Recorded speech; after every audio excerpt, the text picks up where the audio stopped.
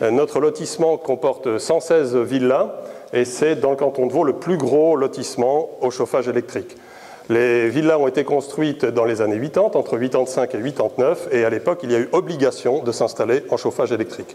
Donc on rentre exactement dans le cas de figure évoqué par les deux orateurs, où les pouvoirs publics à l'époque ont obligé le promoteur à installer du chauffage électrique, et au bout d'un certain temps, eh bien, on veut obliger les propriétaires à changer à leurs frais toute l'installation.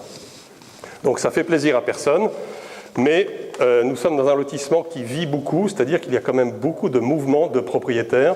Nous sommes juste à la première sortie en venant de Genève, Copé, énormément de gens travaillant dans les organisations internationales ou dans les sociétés multinationales, donc il y a de l'achat et de la revente.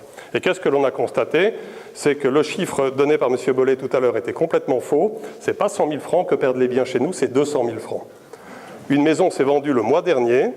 La valeur moyenne actuelle marché évoluait entre 1,2 million et 1,6 million.